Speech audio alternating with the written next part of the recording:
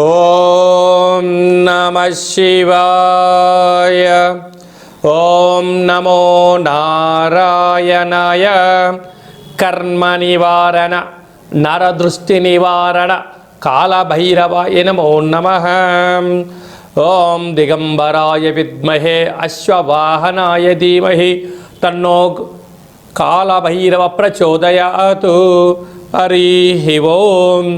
మా ఛానల్కి స్వాగతం. చూస్తున్న వీక్షకులకు ప్రేక్షకులకు ప్రియ కాళభైరవ భగవద్బంధులకి స్వాగతం పలుకుతూ మమ్మల్ని ఎంతగానో ఆదరిస్తూ ఉండబడినటువంటి ప్రియ సోదర సోదరీమణులకు, జ్యోతిష్య అభిమానులకు, హిందూ ఆధ్యాత్మిక భగవద్బంధులకి అందరికీ కూడా ముందస్తుగా ఆదివారం అమావాస్య మరియు మాఘమాస ప్రారంభకాల సమయంలో విశేషమైనటువంటి మహాసరస్వతి అమ్మవారి యొక్క జయంతి ఆశీస్సులు, రథసప్తమి విశేషంగా భీష్మాష్టమి సందర్భంగా ఎలాంటి విధి విధానం పాటించడం వలన సకల గ్రహదోషాలు తొలగిపోయి నూతన ఆంగ్ల సంవత్సర ప్రారంభకాల సమయంలోనే మొదటి అమావాస్య ఆదివారం అమావాస్య సందర్భంగా ఎలాంటి ఐశ్వర్యాన్ని పొందడం వలన సకలమైనటువంటి గ్రహదోషాలు, వాస్తు, నరదృష్టి, సకల భూత ప్రేత పిచాచ బ్రహ్మర యక్షర యమదూత శాకిని డాకిని గ్రహదోషాలను తొలగించుకొని ఐశ్వర్యం పొందాలో తెలుసుకుందాం. 16/1/2026 నుండి 31/1/2026 వరకు పుట్టినటువంటి వారందరికీ కూడా ముందస్తుగా జన్మదిన శుభాకాంక్షలు. గతంలో వివాహం చేసుకున్న వారికి వివాహ వార్షికోత్సవ శుభాకాంక్షలు. ద్వాదశ రాశుల్లో గ్రహ గమనాన్ని వీక్షింపచేద్దాం. మిథున రాశిలో దేవగురు బృహస్పతి సంచార స్థితి, సింహరాశిలో కేతు సంచార స్థితి, ధనుసు రాశిలో బుధ సంచార స్థితి, మకర రాశిలో ఏడాది తర్వాత రవి కుజ శుక్ర సంచార స్థితి, కుంభరాశిలో రాహు సంచార స్థితి, మీనరాశిలో శనైశ్వర స్వామి వారి యొక్క సంచార స్థితితో ద్వాదశ రాశుల్లో గ్రహ గమనాలు ఈ విధంగా ఉన్నాయి. ధనుసు రాశి వారికి నూతన ఆంగ్ల సంవత్సర ప్రారంభకాల సమయంలో అర్ధాష్టమ శని, ధనవాకు కుటుంబ స్థానంలో పంచమగ్రహ సంచార స్థితి, ఆదివారం అమావాస్య సందర్భంగా గ్రహదోషాన్ని ఎలా తొలగించుకొని గ్రహ ఐశ్వర్యాన్ని ఎలా పొందాలో ఈ వీడియోలో సవివరంగా సంపూర్ణంగా తెలుసుకుందాం. ధనుసు రాశిలో ఏ నక్షత్రాలు వస్తాయనగా మూలా నక్షత్రంలోని 4 పాదాలు, పూర్వాషాఢ నక్షత్రంలోని 4 పాదాలు, ఉత్తరాషాఢ నక్షత్రంలో 1 పాదం కలిపితే ధనుసు రాశి. రాశాధిపతి దేవగురు బృహస్పతి. వీరికి రాశిలోనే బుధుడు ఉండడం వలన ఓర్పు, నేర్పు, పట్టుదల, బుద్ధి, జ్ఞానము, సత్ప్రవర్తనతో జీవితాన్ని ముందుకు తీసుకుని అన్ని ప్రయత్నం చేస్తారు అని చెప్పి కూడా గమనించాలి. ధనవాకు కుటుంబ స్థానంలో ఆత్మకారకుడు రవి, మనకారకుడు చంద్రుడు, రుణరోగ శత్రుకారకుడు బుధుడు, బుద్ధికారకుడు బుధుడు, కళత్రతకారకుడు శుక్రుడు 2వ స్థానంలో ఉండడం. అలాగే 18వ తారీఖు ఆదివారం అమావాస్య సందర్భంగా ఇంటి సింహద్వారానికి తప్పకుండా ఒక పూజ చేసిన బుడితికి మనకి కట్టుకోండి. వాస్తును నరదృష్టిని తొలగిస్తుంటుంది. ఇంటి సింహద్వారం లోపల కూష్మాండ దీపము అలాగే నారికేల దీపాన్ని పెట్టడం వలన లక్ష్మీ కటాక్షం కలుగుతుంది. ఈ 3 రోజులు దూరావాయు జల ప్రయాణాలు పెట్టుకోవద్దు. ఆవేశానికి దూరంగా ఉండండి, ఆలోచనగా ఉండండి. డబ్బులు లావాదేవీలు, బ్యాంకు యొక్క లావాదేవీలు, ఓటీపీలు చాలా జాగ్రత్తగా ఉండాలి. చెక్కులు ఇచ్చి పుచ్చుకునే వ్యవహారాల్లో కూడా చాలా జాగ్రత్త అవసరం అని చెప్పి జ్యోతిర్విజ్ఞానం తెలియచేస్తుంది. అర్ధాష్టమ శని కారణం వలన మీరు ఈ అమావాస్య సందర్భంగా, ఈ పంచగ్రహ కూటమి సందర్భంగా వీలైనంత వరకు మౌనం, ధ్యానం, దేవతారాధన, సత్ప్రవర్తన ఉండి తీరాలి. వీలైనంత వరకు లావాదేవీలు, క్రయ విక్రయాలు, దూరావాయు జల ప్రయాణాలు కూడా పెట్టుకోవద్దు. సప్తమ గురు సంచార స్థితి ఉండడం వలన ప్రేమికులు చాలా జాగ్రత్తగా ఉండాలి. భార్యాభర్తల మధ్య రుణ్యత అవసరం. కొత్తగా ఏమైనా పనులు ప్రారంభించాలని అనుకుంటున్న వారు ఈ ఫిబ్రవరి మొదటి వారం తర్వాత మీరు ప్రారంభించుకోగలిగితే చాలా మంచి కాలంగా ఉంటుందని చెప్పి గమనించాలి. భార్యాభర్తలు తూర్పు పడమర ప్రయాణాలు చేసేటప్పుడు ఎన్నో జాగ్రత్తలు అవసరం. ఆవేశం తగదు, ఆలోచన అవసరం. సాఫ్ట్వేర్ ఉద్యోగస్తులు, హార్డ్వేర్ ఉద్యోగస్తులు, చలనచిత్ర రంగాల్లో పనిచేసే వారు, జర్నలిజంలో ఉండబడినారు, వార్తా సేకరణ కార్యక్రమాల్లో ఉండబడిన వారికి అనేక రకాల సమస్యలు పొంచి ఉన్నాయి. తస్మాత్ జాగ్రత్త అని చెప్పి జ్యోతిర్విజ్ఞానం తెలియచేస్తుంది. జనవరి మాసంలో ద్వితీయార్థంలో ముఖ్యమైన పండుగల గురించి క్లుప్తంగా సవివరంగా సంపూర్ణంగా తెలుసుకుందాం. ఆంగ్ల సంవత్సర ప్రారంభకాల సమయంలోనే మొదటి అమావాస్య ఆదివారం అమావాస్య రావడము చాలా యోగదాయకం. అంటే అనేక ప్రాంతాలలో అమావాస్యను పెద్ద పండుగలాగా చేస్తూ ఉంటారు. కనుక అందులో ఆదివారంతో కూడుకున్నటువంటి అమావాస్య రావడం వలన యంత్ర సాధన, మంత్ర సాధన, యోగ సాధన చేసేటువంటి వారందరికీ చాలా పండుగతో సమానం. కనుక ఆదివారం అమావాస్య రోజున ఇంటిని శుద్ధి పెట్టుకొని ఇంటిలో కూష్మాండ దీపాన్ని, శక్తి కలిగితే నారికేల దీపాన్ని, మరింత శక్తి కలిగితే పిండి దీపాన్ని ఏర్పాటు చేసుకొని అసితాంగ కాళ భైరవ స్వామి వారి స్మరణ ధ్యానం వలన బ్రహ్మరాసిన వ్రాతను కూడా తొలగించుకొని మనకి ఎలాంటి జీవితం కావాలో అలాంటి జీవితం స్వాగతం పలకడం కోసం మనమే సువర్ణపు అధ్యాయాన్ని రాసుకునేటువంటి మంచి కాలంగా భావించాలి. అలాగనే అమావాస్య అనగానే గగనమంతరం కూడా నిశ్శబ్దంగా శూన్యంగా ఉంటుంది. తెల్లజిల్లేడు వృక్షం దగ్గర ప్రదక్షిణ, తెల్లజిల్లేడు వృక్షం దగ్గర దీపము, వసతి కలిగి తెల్లజిల్లేడు యొక్క వృక్షాన్ని పికిలించి వేరుని బయటికి తీస్తే సాక్షాత్గా విఘ్నేశ్వర స్వామి వారి స్వరూపం ఉంటుంది.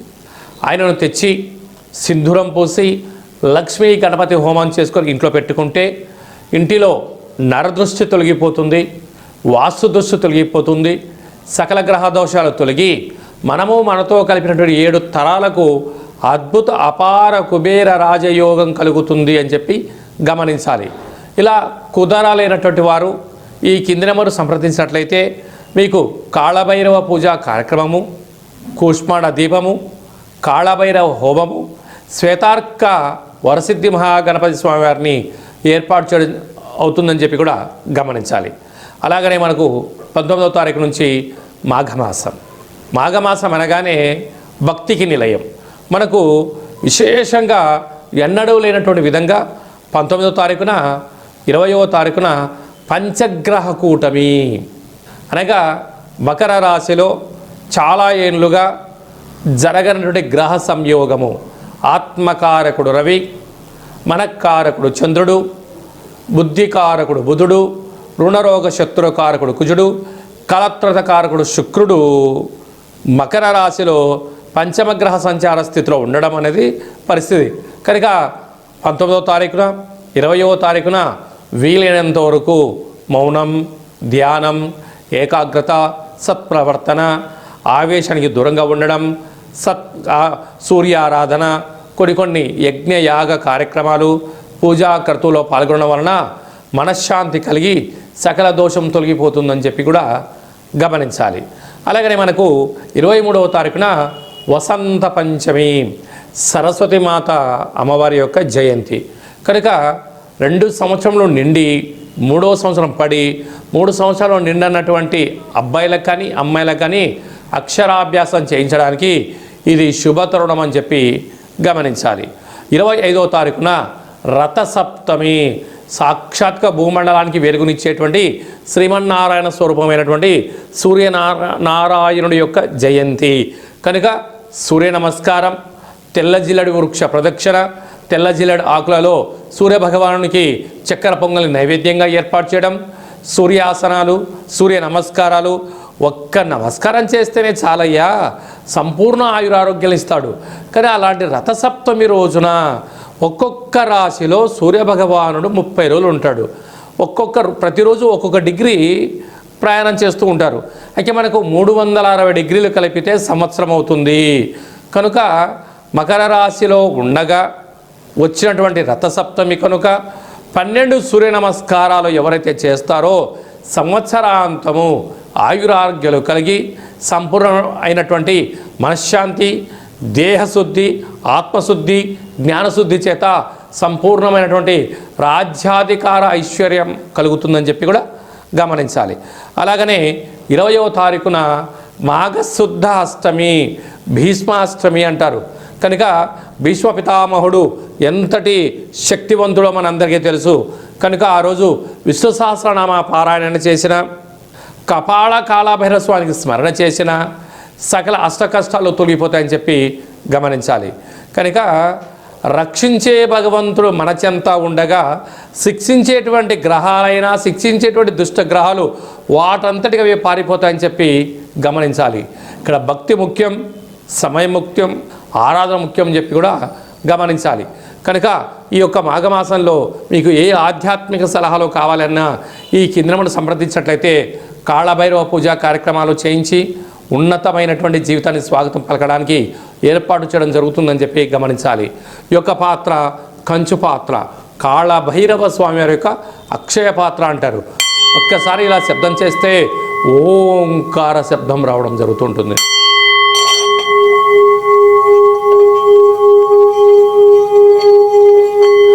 ఈ యొక్క శబ్ద తరంగాలని ఏర్పాటు చేయడం వలన లక్ష్మీదేవి యొక్క కృప కటాక్ష వీక్షణ వలన అఖండ రాజయోగం కలిగి దురదృష్టం దూరమైపోయి ఐశ్వర్యం కలుగుతుందని చెప్పి గమనించాలి. ఈ అక్షయ పాత్ర, కాళభైరవ స్వామి యొక్క పూజ, 20 రకాల వస్తువులతో దిష్టి తీయించి మీకు అక్షయ పాత్ర అందజేయడం జరుగుతుంది. కనుక అక్షయ పాత్రను ఇంట్లో ఉంచుకుందాం, అష్ట కష్టాలను తొలగించుకుందాం, అష్టమహాలక్ష్మీ దేవతను స్వాగతం పలుకుతామని చెప్పి గమనించాలి. అలాగనే మీ వ్యక్తిగత జాతకం తెలుసుకోవాలనుకుంటున్నారా?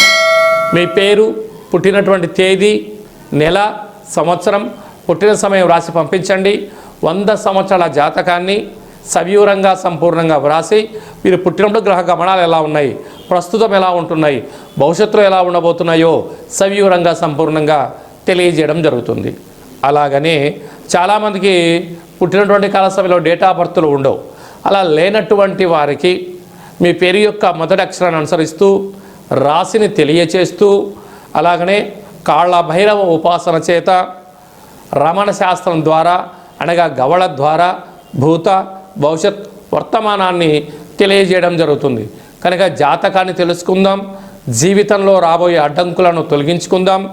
చీకటిలో దీపం పెడితే వెలుగుని ఎలా ఉంటుందో జీవితాన్ని తెలుసుకొని ఐశ్వర్యప్రదాయమైన జీవితం పొందుదామని చెప్పి తెలుసుకోవడం. కనుక ఈ కింద నెంబర్ సంప్రదించి వాట్సాప్ కాల్ ద్వారా కానీ ఫోన్ ద్వారా కానీ అపాయింట్మెంట్ తీసుకొని సంప్రదించగలరు. సంపూర్ణమైనటువంటి ఆ కాళభైరవుడి యొక్క ఆశీర్వాదం వలన అఖండ లక్ష్మీ కటాక్షం కలగాలని కోరుకుంటూ ఆశీర్వచనం. ఓం ప్రణో దేవి సరస్వతి వాజేభిర్వాజినీవతి ధీనామవిత్రియవతు మహాసరస్వత్యై నమః. హరి ఓం. శతమానం భవతు శతాయు పురుష సతేంద్రియ ఆయుష్యేవేంద్రియే ప్రతిష్టతి. ధనం ధాన్యం బహుపుత్రలాభం శత సంవత్సరం దీర్ఘమాయు. సర్వే జనా సుఖినో భవంతు, లోకా సమస్తా సుఖినో భవంతు. సర్వం కాళభైరవ దేవతార్పణమస్తు. హరి ఓం.